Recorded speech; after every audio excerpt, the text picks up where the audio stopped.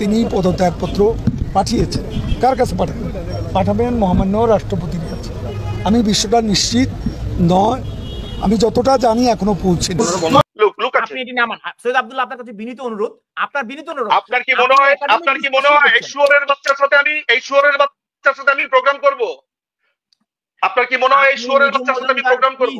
আমরা প্রথম আসামি আমরা করছি ডক্টর মোহাম্মদ ইউনূস, যিনি দখলদার বাহিনীর প্রধান হিসেবে আছে, lieutenant general Jahangir Alam Chowdhury, doctor Asif Nazrul, doctor Salehuddin Ahmed, F Hasan Arif, brigadier general M Shawkat Hossain, M Touhid Hossain যিনি কথিত পররাষ্ট্র উপদেষ্টা, ফরিদা আক্তার, শারমিন মুর্শিদ, Saida Rizwana Hasan, Nurjahan Begum, Adilur Rahman Khan, Bidhan Ranjan Roy Poddar, Faruki Azam, F M Khalid Hossain, Supradip Chakma, Nurul Haque Nur, Mahfuz Alam Hizbut Tahrir leader এবং তিনি special assistant to the chief adviser, Nahid Islam কথিত অ্যান্টি উপদেষ্টা এবং ছাত্র বৈষম্য জোটের একজন নেতা ছিল, আসিফ মোহাম্মদ সজীব ভুইয়া, ওয়াহিদুদ্দিন মাহমুদ, আলিমা মজুমদার, মোহাম্মদ ওবায়দুল কাদেরকে হন্যে হয়ে খুঁজছেন পলাতক আওয়ামী লীগের নেতারা। তাকে খুঁজে পেলে ঘটতে পারে অনাকাঙ্ক্ষিত কোনো ঘটনা। মূলত আওয়ামী লীগের এমন দুর্দিনের পেছনে ওবায়দুল কাদেরকেই দায়ী করছেন দলের বেশিরভাগ নেতাকর্মী। তারা বলছেন নিজের দায়িত্ব এড়াতে এবং ক্ষুব্ধ নেতাদের রোষানল থেকে বাঁচতে বেশ কিছুদিন দেশে আত্মগোপনে থেকে পরবর্তীতে ভারতে পালিয়ে গেছেন আওয়ামী লীগের সাধারণ সম্পাদক ওবায়দুল কাদের।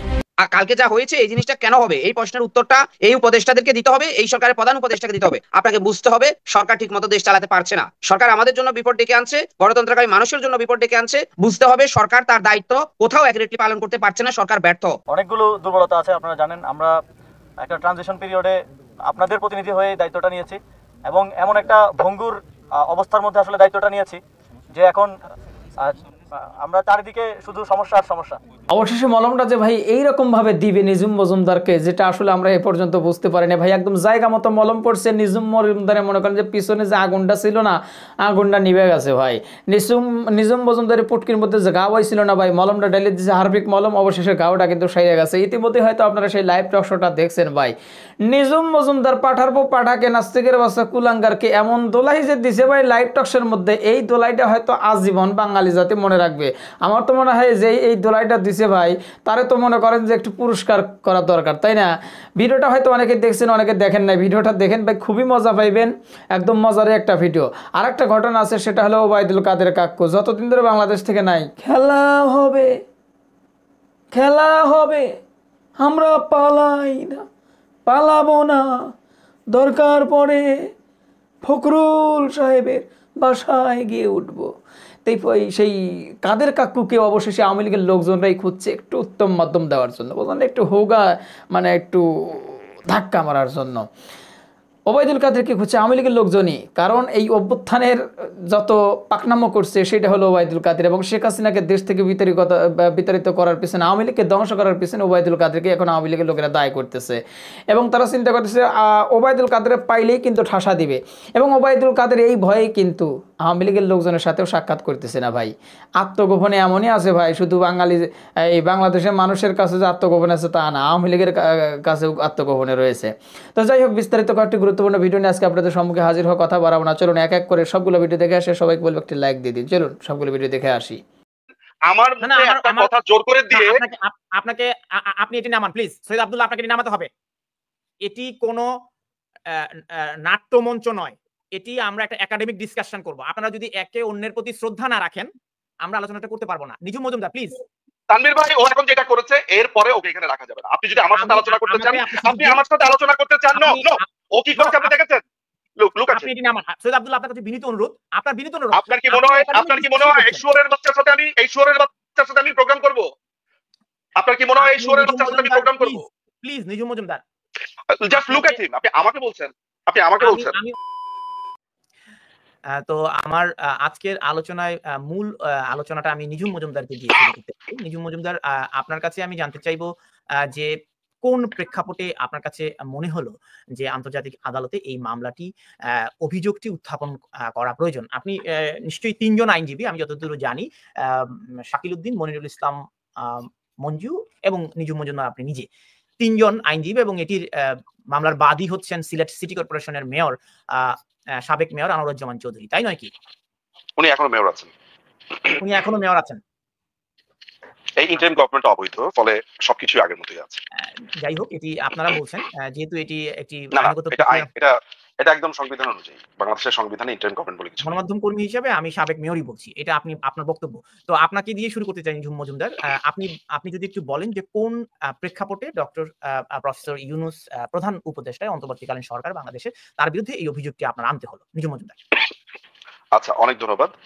প্রথম ব্যাপার যেটা হলো যে আপনারা জানেন যে বাংলাদেশে একটা মেইহেম ঘটে গেছে, এক ধরনের সহিংসতা, কিছু ছাত্র নামধারী কিছু সন্ত্রাসী তারা উত্তেজিত করেছে জনতাকে, বিভিন্নভাবে আপনার ইনফ্লুয়েন্স করে বাংলাদেশ সরকারের বিরুদ্ধে এক ধরনের ষড়যন্ত্র করেছে এবং এক ধরনের খুন খারাপির মধ্য দিয়ে তারা বাংলাদেশের রাষ্ট্র ক্ষমতা দখল করে বসে আছে।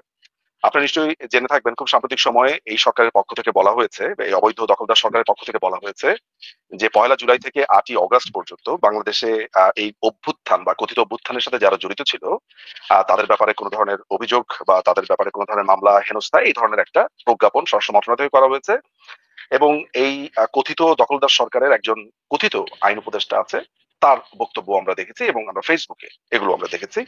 ফলে আমাদের কাছে যেটা মনে হয়েছে যে বাংলাদেশে 3টি মূল যে গোষ্ঠীকে আমরা লোকেট করেছি, আসলে পলিটিক্যাল দল হিসেবে যদি বাংলাদেশ আওয়ামী লীগ এবং তার অঙ্গ সংগঠনকে আমরা ধরি, একটা পলিটিক্যাল গ্রুপ বা গ্রুপের সদস্যরা, তাদের পরিবার বা বিভিন্ন যারা ইনভলভড মানুষ আছেন।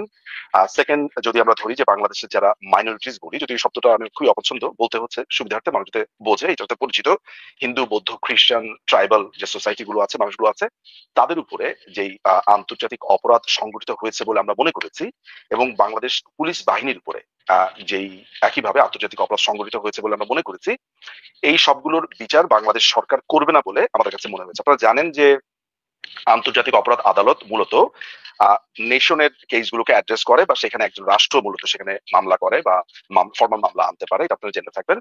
কিন্তু যখন এমন ধরনের একটা ঘটনা ঘটে যেখানে ধরেন, এটাও একটু বলে রাখা ভালো যে আন্তর্জাতিক অপরাধ আদালতের যে প্রিয়াম্বল, সেখানে পরিষ্কারভাবে প্রিয়াম্বলে বলা আছে যে আপনার এগুলো সবসময় কমপ্লিমেন্টারি টু ন্যাশনাল জুরিসডিকশন, অর্থাৎ তারা তখনই করে, এটা সৌজন্য, আপনি যে খাঁটি বাংলাতে বলি আর কি, যে আন্তর্জাতিক অপরাধ তখনই হস্তক্ষেপ করে যখন ধরেন রাষ্ট্র বিচারটা করে না, করতে পারে না, বা তাদের সেই ইনফ্রাস্ট্রাকচার নেই। ইনফ্যাক্ট 98-এ যখন এই সংবিধিটা হলো বা 2002 থেকে এটা অপারেট করা শুরু করলো, এটার মূল ব্যাপারটাই ছিল এরকম যে আন্তর্জাতিক ভাবে এই ধরনের অপরাধগুলোর বিচার যাতে সেন্ট্রালি করা যায়। অনেক রাষ্ট্রের সম্ভব হয় না, যুদ্ধ বিধ্বস্ত থাকে, তাদের সেই কাঠামো বা অনেক কিছুই থাকে না, এগুলোর পেছনে অনেক একটা লম্বা হিস্ট্রি আছে, আপনি জানেন, এবং সে কারণে আন্তর্জাতিক অপরাধ ট্রাইব্যুনালটা গঠিত হয়। বাংলাদেশের কেসে আমরা যেটা লক্ষ্য করেছি সেটা হচ্ছে যে মানে এখানে আমাদের রাষ্ট্রের যে ভূমিকাটা, সেখানে আমাদেরকে পরিষ্কার ভাবে মনে হচ্ছে যে রাষ্ট্র এই বিচারটা করবে না। এবং কোনো কেস স্টাডি আছে নিঝুম মজুমদার যে দায়িত্ব পালনকালে, অর্থাৎ হেড অফ স্টেট হিসেবে দায়িত্ব পালন করছেন এবং তার বিরুদ্ধে আন্তর্জাতিক অপরাধ আদালতে এভাবে মামলা হয়েছে এবং সেই মামলাটি আমলে নেওয়া হয়েছে, এমন কোনো কেস স্টাডি আপনার কাছে আছে কিনা পৃথিবীতে? এইটাতে আমি আসছি, এটা একটু পরে। প্রথমে আপনার জানা দরকার যে আমরা কেন এই অভিযোগটা ইনফরমেন্ট হয়ে আমরা আন্তর্জাতিক অপরাধ ট্রাইব্যুনাল আমরা কেন এনেছি, আন্তর্জাতিক অপরাধ আদালতে আমরা কেন এনেছি, সেটা হচ্ছে যে আমাদের কাছে একদম পরিষ্কার ভাবে মনে হয়েছে যে রাষ্ট্র এই উদ্যোগটা নেবে না, কারণ রাষ্ট্র এটা পরিষ্কার ভাবে তারা বলেছে। এবং আমরা এটাও মনে করেছি যে যেহেতু ইন্ডিভিজুয়াল বা সংগঠন তাদের পক্ষে এটা সম্ভব, তারা যদি এটা ইনফরমেশন দিয়ে তারা যদি সহযোগিতা করে এবং তারা প্রতিটা ডিটেলস যদি বলে, সেগুলোর জন্য প্রেসক্রাইব ফর্ম আছে, সেগুলোর জন্য প্রসিডিউর আছে, এগুলো মেনটেন করে তারা যদি বলে এক্স্যাক্টলি কি হয়েছে, তার প্রতি কিভাবে হয়েছে, তখন প্রসিকিউটর অফিস থেকে তারা এক ধরনের, বাংলাতে আমরা বলি হচ্ছে স্বতঃপ্রণোদিত হয়ে সুমোটো তারা এক ধরনের ইনভেস্টিগেশন করতে পারে। সেটার জন্য প্রিট্রায়াল হিয়ারিং আছে, প্রিট্রায়াল চেম্বারের নানাবিধ সমন জারি করবার ক্ষমতা আছে, নানাবিধ বিষয় আছে, এগুলো প্রসিডিউরাল বিষয় নিয়ে আলোচনা হলে তখন বলা যাবে। সোজা কথা হচ্ছে যে চিফ প্রসিকিউটরের অফিসের ক্ষমতা আছে এটাকে তারা তদন্ত করবার, এই তথ্যটা পেয়ে। আচ্ছা, আপনি যেটা বলেছেন যে এই ধরনের নথিপত্র আছে কিনা, আমাদের কাছে বেশ কিছু অভিযোগ আছে। আমি একটা কথা মনে করতে পারি, যেমন ধরেন এই ধরনের অভিযোগ কিন্তু আন্তর্জাতিক অপরাধ আদালতে অসংখ্যবার এসেছে। একটা বড়সড় রেকর্ডও আছে যে আন্তর্জাতিক অপরাধ আদালত সেগুলোকে রিজেক্ট করেছে, প্রায় 8,000-9,000 মতো এসছে। আবার অনেক অপরাধ আছে, অনেক অপরাধের অভিযোগ আছে যেগুলো যে ইনফরমেশন পেয়ে আন্তর্জাতিক অপরাধ আদালত তারা ইনভেস্টিগেশনের জন্য চিঠি দিয়েছে, তারা ইনিশিয়েটিভ নিয়েছে, তারা ফার্দার তদন্ত করছে। কেস স্টাডি আপনার কাছে আছে কিনা আপনি একটু ভাবুন, একদম স্টেটের নাম বলবেন এবং সেই রাষ্ট্র প্রধানের নাম বলবেন এবং এই মামলাটি আমলে নিয়েছে এরকম কেস স্টাডি পৃথিবীতে কোথাও আছে কিনা। আমার জানা নেই, আপনি জানা থাকলে দর্শকদের জানাবেন। আমি আসবো ফিরে আপনার কাছে। আব্দুল্লাহ, আপনার কাছে আপনাকে আনমিউট করতে হবে।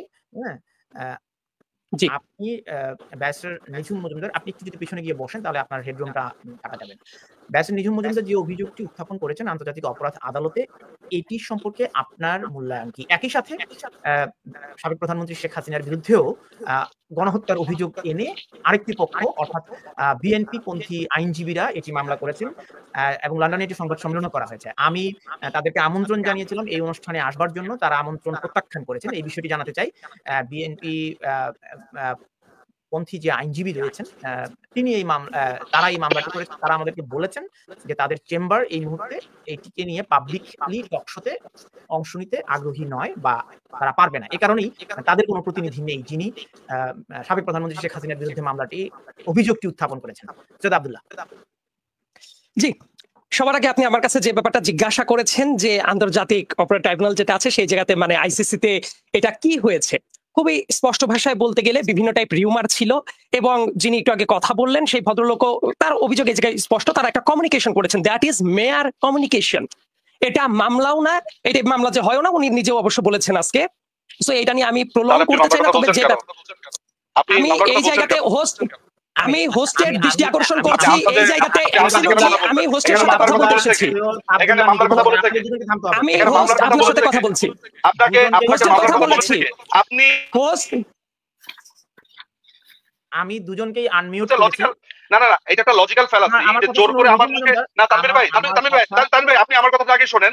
আমার মুখে একটা কথা জোর করে দিয়ে আপনি এটি নামান প্লিজ। সৈয়দ আব্দুল্লাহ, আপনাকে এটি নামাতে হবে।